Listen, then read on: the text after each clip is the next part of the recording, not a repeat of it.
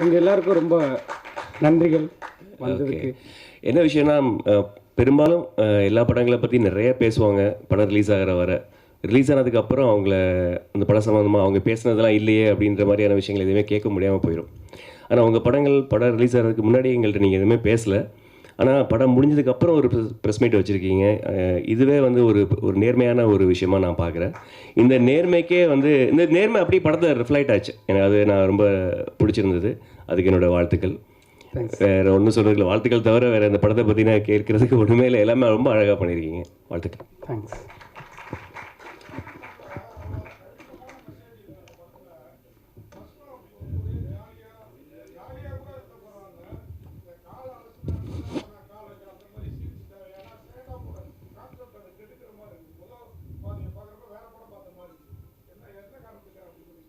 இல்லை, அது நான் ஆக்சுவலாக ஒருத்தர் கமர்ஷியலாக ஒரு கதை சொல்லிட்டு நினைக்கிறான்.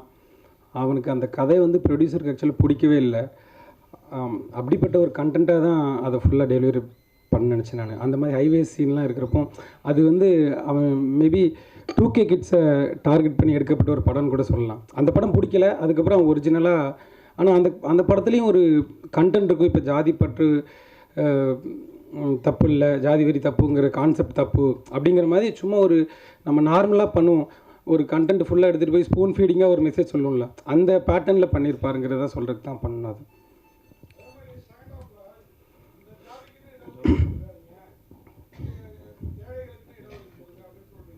சொல்லலை, இல்லை அப்படி சொல்லலை.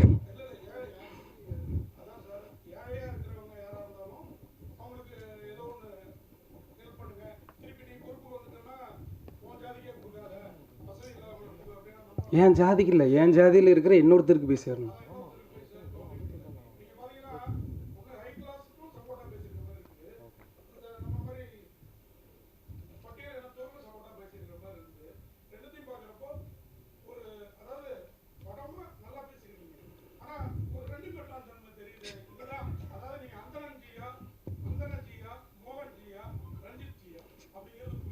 நான் எங்கே இருக்கிறேன்? நடுவில் தான் இருக்கிறேன் சார். அது ரொம்ப கஷ்டம். இயக்குனர் ஜேபி, நடுநிலைன்னு சொல்லி ஒன்று உலகத்தில் இருக்கா? தேடிட்டு இருக்கிறேன். நடுநிலைன்னு சொல்கிறதே வந்து ஒரு அம்பக், ஓகேங்களா? நடுநிலைன்னு ஒன்றுமே கிடையாது. மேபி நான் நீதிமன்றத்தில் தீர்ப்பு சொல்லக்கூடிய நீதிபதி கூட ஏதோ ஒரு பக்கம் சார்பு தான் தீர்ப்பு சொல்ல முடியும். நடுநிலைன்னு தீர்ப்பே கிடையாது, புரியுதுங்களா? ஜாதி மதம் இந்தியாவில் இல்லைன்னு சொல்கிறதே ஒரு அம்பக் தான். நீங்கள் வந்து ஜாதி மதம் கூடாது, நோ கேஸ்ட் நோ ரிலீஜியன் சொல்லி சொல்கிறீங்க. அதாவது உயர் ஜாதி ஏழைகளுக்கு 10% இடஒதுக்கீடு வந்து நீங்கள் வந்து இதை வந்து மறைமுகமாக வந்து ஆதரிக்கிறீங்களா இந்த படத்தில்? நீங்கள் இதில் இந்த படத்தில் இருக்கிற எந்த விஷயமே என்னுடைய தனிப்பட்ட கருத்து கிடையாது. என்னுடைய தனிப்பட்ட கருத்தாக ஒருவேளை இப்போ பிரபு ஜெயராம்னு ஒருத்தர் ஒரு தனிப்பட்ட கருத்தாக சொல்லதான் நினச்சாரா? இந்த ஹைரார்கி எப்போ உடையும்னா, கீழே இருக்க ஒருத்தன் பூஜை பண்ணுறப்போ அவன் காலில் விழுந்தா இந்த ஹைரார்கி உடையும் அப்படிங்கிற வார்த்தை மட்டும்தான் என்னுடைய தனிப்பட்ட கருத்து. அதில் தான் பிரபு ஜெயராம்னு பேர் படம் ஸ்டார்ட் ஆகும்போதே நீங்கள் ஒரு விளக்கம் கொடுத்துட்டீங்க, இது என்னோட கதை சொல்லிட்டு. இல்லை சாரி, அப்போ உங்களோட கதை இல்லாமல் வேறு யாரோட கதையாக இருக்கும் இது? இல்லை, என்னுடைய கதை வேறு, கருத்து வேறு. என்னுடைய கதை வந்து கற்பனை. இப்போ நான் ஒரு கதையில் நான் ஒரு பிசி கேஸ்ட் ஆளாக, இந்த படத்தில் ஒரு பிசி கேஸ்ட் ஆள் ஒரு கேரக்டர் இருக்கிறாரு. ஜாதி பற்று தப்பு இல்லை, ஜாதி நினைக்கிற ஒரு கேரக்டர். அது என் கேரக்டர் கிடையாது, அது ஒரு கேரக்டர். ஒரு ஜாதி வெறி பிடிச்ச ஒரு கேரக்டர் இருக்கிறாரு. ஒருத்தர் வந்து ஒரு பாதிக்கப்பட்ட தலித் சமுதாயம் சேர்ந்த ஒருத்தர் இருக்கிறாரு. இவங்க எல்லாரும் நான் நின்று பார்க்கணும், அவங்களோட பொதுப்புத்தில் நின்று நான் வந்து விளையாடணும். நான் பண்ணது அதான் பண்ணேன். நான் வந்து பொதுப்புத்தில் என்னென்ன பேசுவாங்க அப்படிங்கிற விஷயங்கள்லாம் நான் கலெக்ட் பண்ணி அதை கொடுத்து அதன் மூலமாக ஓகே இதுதான் முடிவாக இருக்கும் அப்படின்னு அந்த முடிவு பாயிண்ட் மட்டும் தான் என்னுடைய தனிப்பட்ட கருத்து. தவிர இதெல்லாம் நான் அந்தந்த கேரக்டர் நின்று பார்த்து தான் தவிர என்னுடைய தனிப்பட்ட கருத்து கிடையாது. எனக்கு அந்த ஸ்டாண்ட் எதுவும் கிடையாது. எனக்கு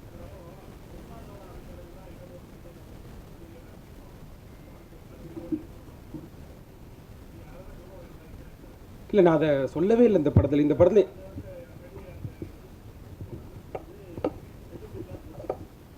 இல்லை, நான் சொல்லலை.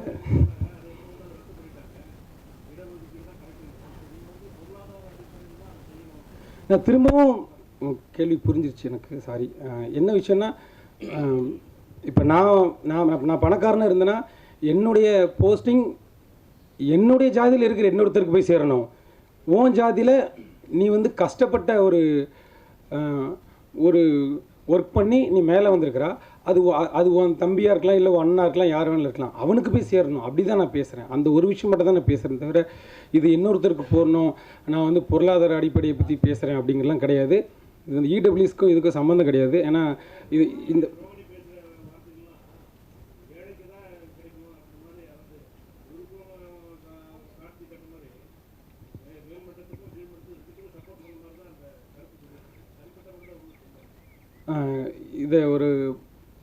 இதை நல்லா யோசித்து பார்த்தா நிறைய விஷயங்கள் பொது புத்தியாக தான் டீல் பண்ணியிருப்போம். ஸோ பொது புத்தி நம்ம அதை வார்த்தையில் சொல்லிட்டு நினைக்கிறோம். அவன் பொது புத்தியாக யோசிக்கிறப்போ அவனுக்கு கோட்டா தப்புன்னு தோணுச்சு. ஆனால் அவன் நின்று யோசித்து பார்க்குறப்போ அவனுக்கு தோணுன விஷயம், அந்த போஸ்டிங் அவன் ஜாதியில் இருக்க இன்னொருத்தனுக்கு போய் சேரணும், இன்னொரு கஷ்டப்பட்டவனுக்கு போய் சேரணும் அப்படிங்கிறது தான் அது ஒரு மெச்சூர்டு புத்தின்னு வச்சுக்கலாம். ஃபஸ்ட்டு காட்டின எல்லாமே பொது புத்தி தான். சார் ஹலோ, நான் தமிழ்நாட்டில் இருக்க எல்லாத்தையும் என்னால் போய் சர்வே பண்ண முடியாது. நம்ம மீட் பண்ணுற இப்போ நம்ம ஒரு 50 பேர் மீட் பண்ணுறோன்னா அதில் 40 பேர் சொல்கிற விஷயங்களை ஓகே அப்படின்னு சொல்லி ஏன் அறிவுக்கு உட்பட்ட வரைக்கும் நான் கேட்டவங்கள்ட்ட கலெக்ட் பண்ணது. சார் நிறைய என்டர்டைன்மெண்ட் ஸ்டோரிஸ் இருக்கப்போ இந்த ஜாதியை பற்றி இந்த கதையை செலக்ட் பண்ண காரணம் என்ன சார்? இல்லை, இது ரொம்ப என்டர்டைன் பண்ணியிருப்போங்களே இல்லையா? ஒன்லி ஜாதி பற்றியும் மற்ற இதை பற்றி தான் நிறைய வருது. இல்லை, எனக்கு இது ரொம்ப என்டர்டைன் பண்ணிச்சு, அதனால நான் எடுத்தேன். எனக்கு அதை விட இது ரொம்ப படம் உங்களுக்கு செகண்ட் ஹாஃப், ஏன்னா பேய் படம் ஃபர்ஸ்ட் ஹாஃபில் கூட நிறைய பேர் எஞ்சி போயிருப்பாங்கன்னு நினைக்கிறேன். செகண்ட் ஹாஃப்ல யாரும் எஞ்சி வரவே இல்லையோ. இதுதான் ஆக்சுவல் என்டர்டைன்மெண்ட் நினைக்கிறேன் நான். அப்படி உள்ளே போனதுக்கப்புறம் அப்படி இருக்குமான்னு பார்த்துட்டு இருக்கிறது.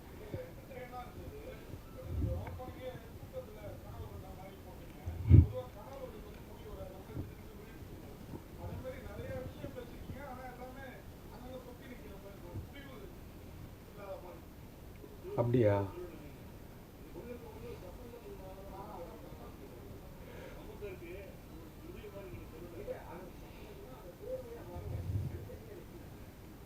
ஓ, இல்லையே, நான் 3 கேஸ்டில் இருக்கிற பிரச்சனைகளையும் அவங்களோட எமோஷன்ஸையும் நான் சொல்ல நினச்சிருக்கேன். எனக்கு தெரிஞ்ச வரைக்கும் நான் சொல்ல நினச்சிருக்கேன். அது எல்லாத்துக்கும் முடிவு வந்து இந்த பையன் அர்ச்சகர் ஆகணும் அப்படின்னு தான் அதுதான் நான் சொல்யூஷன். நான் இப்போ கூட இதான் முடிவு நினைக்கிறேன். ஒருவேளை அதில் கன்வே ஆகாத பட்சத்தில் என்னுடைய முடிவு வந்து அந்த பையன் அர்ச்சகராக வரப்போ இந்த கேஸ்ட்டுங்கிற விஷயம் போயிடும். இப்போ நம்ம பல வருஷத்துக்கு முன்னாடி எப்படி ஒரு பெண்ணை பார்க்குறப்போ வந்து டவுன் தாட்டில் பார்த்துருப்போம். அந்த தாட் போகிறதுக்கு நிறைய சட்டங்கள் வந்துச்சு. அது அவங்களோட சொத்துரிமையாக இருக்கட்டும், அந்த மாதிரி சட்டங்கள் வர்றப்போ அது சதி சட்டமாக இருக்கலாம், ஏதோ ஒன்று. அந்த மாதிரி சட்டங்கள் வர வர வர ஒரு ஸ்டேஜுக்கு அப்புறம் அவங்க ஈக்குவல் அப்படிங்கிற தாட் நம்ம மைண்ட் ரீதியாக வந்துடுச்சு. ஸோ அப்படி ஜாதிங்கிறது இட்ஸ் எ தாட். இது இந்த சட்டம் மூலமாக இன்னும் ஒரு 500 வருஷம் கழிச்சு இல்லை ஒரு 1000 வருஷம் கழிச்சு மறையலாம் நான் நினைக்கிறேன். அதுக்கான வாய்ப்புகள் இருக்குது. நான் அந்த சட்டத்தை நான் வந்து வரவேற்கிறேன். அதான் சொல்யூஷன், அவ்வளோதான். அது ஒரு மைண்ட் லெவல் தானே. ஜாதிங்கிறது மைண்ட் லெவல் தாட்டாக தான் நான் அதில் ஏதோ ஒரு பிரச்சனை இருக்கிறதா பார்க்குறேன் நான். நீங்கள் உங்களை பார்க்குறப்பவே சரி, நீ என்ன பண்ணாலும் நீ டவுன் அப்படிங்கிற ஒரு தாட் இருக்குல்ல, அந்த தாட் ஒழியணும்னா அந்த சட்டம் வந்து இன்னும் வெறித்தனமாக இருக்கணும் அந்த சட்டம் நான் நினைக்கிறேன்.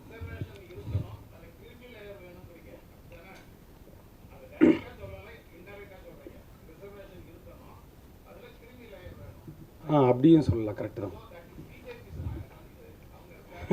இல்லை இருக்கு, நான் மாலை மறைச்சிக்கிறேன். இல்லை அப்படிலாம் ஒன்றும் இல்லை சார். சார் இது எல்லாமே இப்போ நாங்கள் ஒருவேளை நான் ஒரு சைக்கோ படம் எடுத்தால் நீங்கள் எப்படி எடுத்துப்பீங்கன்னு தெரியல. அந்த மாதிரி தான் நீங்கள் இந்த கேரக்டர் எடுத்துக்கணும். நான் ஜாதி வெறியனாகவும் யோசிச்சிருக்கிறேன், நான் பிஜேபி சார்பாகவும் யோசிச்சிருக்கேன், நான் வந்து தலித் சார்பாகவும் யோசிச்சிருக்கேன். நான் அதை யோசிக்க வேண்டிய சுச்சுவேஷன், என்னுடைய கதை வந்து ஜாதி வந்துடுச்சு. ஸோ 3 ஜாதியும் ஜாயின் ஆகிடுச்சு. நான் அதை யோசிச்சு தான் ஆகணும். அப்போ நான் வந்து ஒரு சாரக்காக நான் எடுக்க முடியாது. நான் வந்து இப்போ பிராமணர்கள் 3% அப்படிங்கிறதுக்காக நான் அதை கன்சிடர் பண்ணாமல் என்னால் போக முடியாது. நான் அந்த மாதிரி ஓட்டிங் பேங்க்குள்ள நான் போக விரும்பலை. யார் கம்மியாக இருக்காங்களோ அவங்களுக்கு எதிராக பேசணும் அப்படிங்கிற விஷயம் எனக்கு கிடையாது. என் கதையில் கேரக்டர்ஸ் இருக்காங்க, அந்த கேரக்டர்ஸ் அவங்களுக்காக நான் பேசுகிறேன், அவ்வளோதான். அவங்க எத்தனை % இருந்தாலும் எனக்கு அதை பற்றி கவலை இல்லை. நான் வந்து அந்த கேரக்டருக்காக தான் பேசுகிறது. இது வந்து ஒட்டுமொத்த யாருக்காக நான் பேசலைண்ணா. சார் ஏற்கனவே பார்த்தீங்கன்னா டேரக்டர் ரஞ்சித் படங்கள்லாம் வந்து ஒரு ஜாதி சார்ந்த படங்கள் அப்படி சொல்கிறாங்க. இந்த படத்தில் ரஞ்சித் தாஸ்னு ஒரு கேரக்டரை வச்சு அதுக்கு ஒரு கபாடி காலர் டியூனையும் கொடுத்துருக்கீங்க. என்ன காரணம் அது? தண்ணி இருக்கா? இல்லை, ஆக்சுவலாக ரஞ்சித் தாசன் இப்போ ஒரு தாழ்த்தப்படுத்தப்பட்ட அப்படின்னு சொல்லப்படுற ஒரு சமூகத்தில் இருந்து வர்ற ஒருத்தர் ரொம்ப கோபமாக இருக்கார். அதை எனக்கு யாரை வச்சு காட்டுறதுன்னு தெரில. எனக்கு பேர்லேயே அந்த கோவம் இருக்கணும்.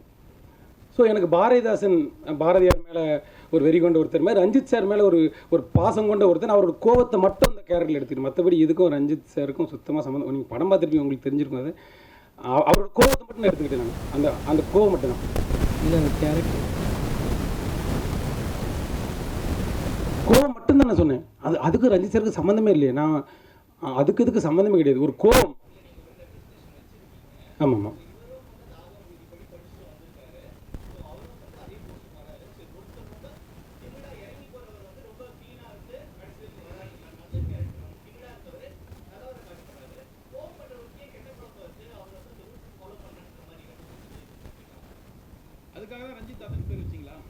இல்லை அப்படிலாம் வைக்கல.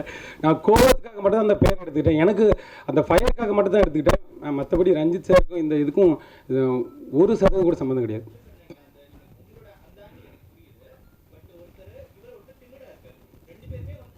டிமிட்னா என்ன? நந்தன் கேரக்டர் வந்து கம்மியா பேசிட்டு ஒரு ஓகே, சிஸ்டத்தை எதிர்த்து கேள்வி கேட்கல. சிஸ்டம் வந்து அவருக்கான நியாயம் தரணும்னு சொல்லிட்டு வெயிட் பண்ணிட்டு இருக்காரு. ஸோ இப்படி இருக்கிறப்போ இவர் வந்து ஒரு நல்லவர் நல்ல ஒரு பெட்டர் சோலா காட்டப்படுது. பட் வந்து இன்னொரு கேரக்டர் இந்த ரஞ்சித் தாசன் கேரக்டர் வந்து ஆல்மோஸ்ட் இன்ட்ரோல வந்து மைக் கொடுக்குறேன் அப்போ புரிஞ்சிருச்சு. ஓகே ஓகே அவரை இன்ட்ரடியூஸ் பண்றப்போ வந்து பாத்தீங்கன்னா ஒரு நியாயத்துக்கு குரல் கொடுக்குற கேரக்டர் மாதிரி வருது. அஃப்கோர்ஸ் வந்து கொஞ்சம் உங்களுக்கு மசாலா இன்டியூஸ் பண்ணுறதுக்காக ஒரு காமெடி ஆங்கிள்லாம் வருதுன்றது தெரியுது. ஃபார் எக்ஸாம்பிள் அவங்க வந்து யாரெல்லாம் வந்து நெய்வேத்தியம் பண்ணுறதுக்கு முன்னாடி யாரெல்லாம் சாப்பிட்டீங்களோ வெளியே போயிருங்கன்றப்போ அவர் வந்து ஐயோ ஹேங் ஓவரில் இருந்தோ நல்ல வேலை எண்ணி கூட தப்பிச்சிட்டோன்ற மாதிரி சொல்கிறாரு. And he's shown to be வந்து அடுத்த இன்னும் சீனில் ஸ்மோக் பண்ணிருக்கான்னு சொல்கிறாரு. ஸோ இப்படி ஒருத்தர் வந்து ரொம்ப ஒரு பரிசுத்தமாக இருக்க மாதிரி காட்டுறது, டிமிடான ஆளாகவும் ரெபல் பண்ணுற ஆளுக்கு வந்து சராசரி இருக்கிற எல்லா பழக்கங்களும் இருக்குன்னு காட்டுறது எனக்கு சரியாக படலை. நான் ஒருத்தர் போஸ்டிங்க்கு வரப்போ எல்லாருமே பியூரிட்டியாக இருந்தால் யாரை சூஸ் பண்ணுறதுங்கிற குழப்பம் இருந்துச்சு. ஸோ இந்த பையன் வந்து ரொம்ப பியூரிட்டியாக இருக்கிறான். இது வந்து கடவுள் சம்மந்தப்பட்ட விஷயம், மத சம்மந்தப்பட்ட விஷயத்தில் வந்து உண்மையாகவும் அதை நேசிக்கிறவங்களால் மட்டும்தான் அந்த போஸ்டிங் அடைய முடியும்னு நான் நம்புகிறேன். அதனால் இப்படி ஒருத்தர் நான் டிஃபைன் பண்ணேன். அதுக்காக உள்ள விஷயந்தான். அந்த அந்த டிஃபரன்ஸ் காட்டுறதுக்காக தான் பண்ணேன். இல்லை நீங்கள் அது என்னன்னா நீங்கள் 2 லேயர் இருக்குது இந்த கேரக்டருக்கு. ரெண்டுமே ஒரே கேரக்டரில் வச்சதுலாம் எனக்கு ஒரு டிஃப்ரென்ஸ் இருக்குன்னு நான் சொல்கிறேன். நீங்கள் சொல்கிறது புரியுது. நீங்கள் இந்த ஒரு விஷயத்துக்கு கோவப்படுற ஒரு ஆளும் இருக்காரு, நாட் ஸோ பர்ஃபெக்டாகவும் இருக்காருன்றது இருக்குது. கோவம் பெர்ஃபெக்ட் கிடையாதுங்க. ஒருவேளை நீங்கள் அப்படி நினச்சிங்கன்னா கோவம் பெர்ஃபெக்ட் கிடையாது. கோவமும் ஒரு விஷயம் தான், அவ்வளோதான். இல்லை, கோவத்தை வெளிக்காட்டுறதுக்கான விதம் இருக்கும். இப்போ வந்து உங்களுக்கு விதம் தப்புன்னு சொல்லியிருப்போம். நம்ம அது தப்பு தான் நம்ம சொல்லியிருப்போம். அது வந்து ரஞ்சித் தாஸா நீ சொல்கிற விஷயம்லாம் கரெக்டு, ஆனால் விதம் தப்புன்னு சொல்லியிருப்போம்னு நினைக்கிறேன். அது அவங்களோட அந்த கோவம் என்ன பண்ணுதுன்னா அவங்களுடைய ஆக்சுவல் கண்டென்ட்டை அடுத்தவங்களை வந்து பெர்சீவ் பண்ண முடியாமல் பண்ணிடுது. அதை இன்னும் சாப்பிட்டா சொல்லியிருந்தா இன்னும் ஜாலியாக போயிருந்துருக்கலாமோ அப்படிங்கிற விஷயம். இது என்னுடைய தனிப்பட்ட கருத்து. கோவப்பட்டால் எதுவுமே நடக்காதுன்னு என் கருத்து. காந்தி கோவப்பட்டதுனால தான் இந்தியாவுக்கு சுதந்திரம் கிடைச்சது. காந்தியோட கோவம் தான் இந்தியாவுக்கு சுதந்திரம் கிடைச்சது. பெரியாருடைய கோவம் தான் ஜாதிக்கு எதிராக போராட்டம் நடந்துச்சு. கலைஞருடைய கோபம் தான் பெண்களுக்கு சரி பாதி சட்ட சொத்துரிமை கொடுத்துச்சு. கோபமே கூடாதுன்றீங்க, எப்படி சொல்றீங்க? காந்தி வந்து அகிம்சை தான் நான் கேள்விப்பட்டிருக்கேன். காந்தி கோபப்பட்டாரு சார், எதுக்காக கோபப்பட்டாரு? எல்லாரும் கோபப்பட்டிருப்பாங்க. அது ஒரு ஜென்ரலான ஒரு ஃபார்மேட் தான். யார் கோபப்படுறேன், நீங்களும் கோபப்படுறீங்க. இந்த கோபம் வேறங்க, அது வேற. பொதுவாக காந்தியோட ஃபார்மேட் வந்து அகிம்சை. நீங்கள் கோபத்துக்கு உதாரணமாக இருக்க எல்லாத்தையும் வச்சுட்டு உள்டாவாக காந்தியை கோபம்னு சொல்லிங்க. அது எனக்கு தெரியல, இன்னும் படிக்கணும்னு நினைக்கிறேன். அப்படின்னா காந்தியை கோபக்காரன்னு சொல்லி எனக்கு யாரும் சொல்லி தரல. தப்பா எடுத்துக்காங்க, நான் உண்மையில் இல்லை, நான் அப்படி படிக்கல.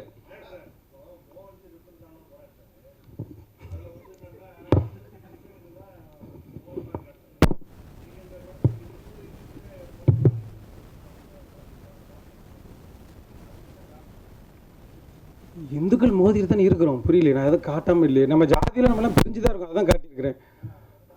இப்போ ஒருவேளை இந்துக்கள் ஜாதி இல்லாட்டி நம்ம கிறிஸ்தவர்களோடு நம்ம மோதிருப்போம்னு நினைக்கிறேன். யாராவது ஒருத்தர் மோதிட்டு தான் இருப்போம்.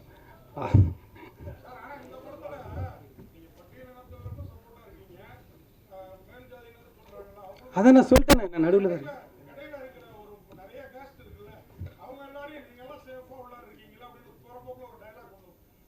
அவங்க போகிற போக்கில் தான் இருக்காங்க. அவங்களுக்கு ஜாதியால் எந்த பிரச்சனையுமே கிடையாது எப்பவுமே.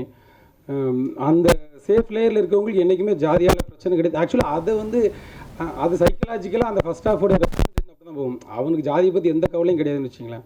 அப்படி தான் அவன் இன்னும் வாழ்ந்துட்டு இருக்காங்க நிறைய பேர். ஷெஃபி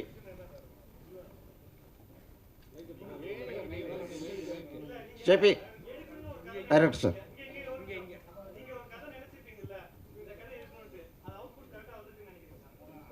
இதுதான் நான் நினச்சேன். இதுதான் நினச்சேன்.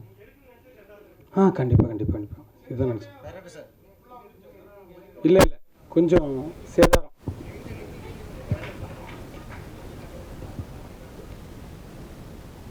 சொல்லுங்க.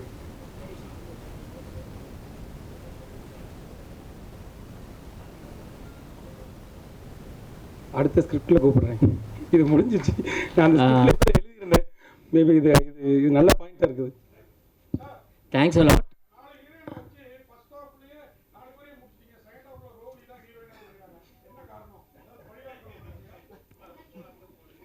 வேற ஏதாவது கேட்கலாம். இந்த கேள்வி எனக்கு தெரியல. எனக்கு நம்ம ஏதாவது இந்த மாதிரி விஷயங்கள் எதை பேசலாம்னு நினைக்கிறேன்.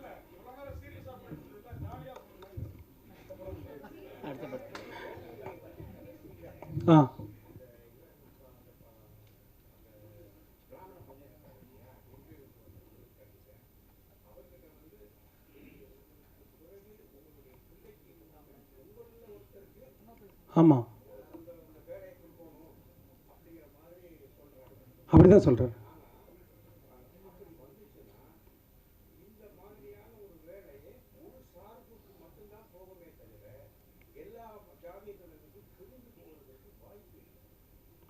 எனக்கு புரியல சார். நீங்கள் உங்களுக்கு கேள்வி மைக் கொடுங்க கொஞ்சம் ப்ளீஸ்.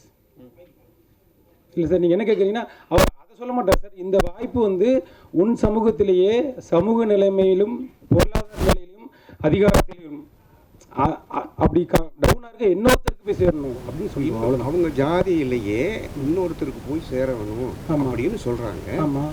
இது என்ன எனக்கு தெரியும்னா 1962, 63, 64, 65 வரைக்கும் இந்த மாதிரியான ஒரு விழுக்காடு இருந்தது தமிழ்நாட்டில்.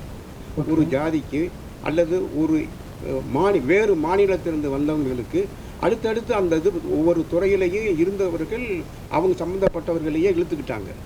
அந்த மாதிரியான ஒரு நிலைமை இப்போ நீங்கள் சொல்லி இருக்கிறதுல இருந்து ரோஹிணி சொல்கிறதுல இருந்து இந்த மாதிரியான நிலைமை வந்துச்சுன்னா இந்த ஒரு குறிப்பிட்ட ஒரு வேலை வாய்ப்பு ஒரு சிலருக்கு தான் போதுமே தவிர பல சாதிகளுக்கு பரவலாக போகிறதுக்கு இடம் இல்லை அப்படிங்கிறது அதில் பிரதிபலிக்குது.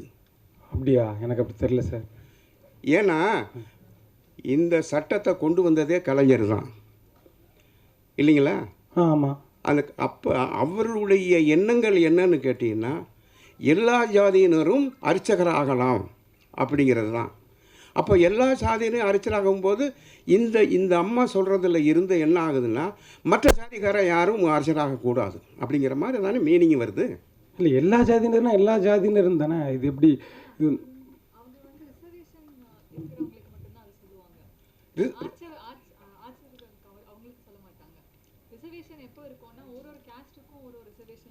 அது 27-10 2 இருக்குது.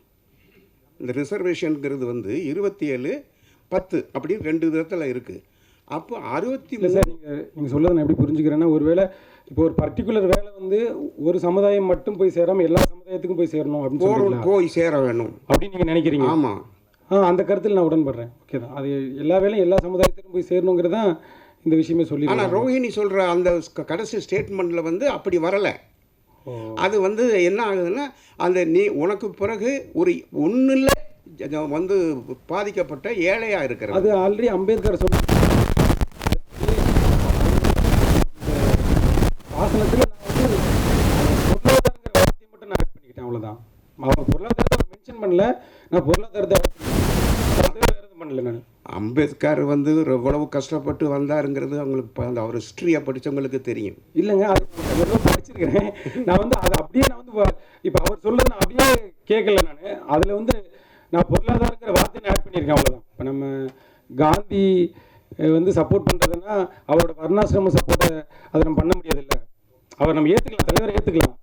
ஆனால் அவரோட வர்ணாசிரமம் சிஸ்டத்தை நம்ம ஏற்றுக்க முடியாது. அந்த மாதிரி தான் அவர் சொல்லியிருக்காரு. அதில் ஒரு சின்ன வார்த்தையை மட்டும் ஆட் பண்ணியிருக்கிறோம். அவ்வளோதான். அதில் பொருளாதாரங்கிற ஒரு வார்த்தையை நாங்கள் ஆட் பண்ணியிருக்கிறோம். அவ்வளோதான்.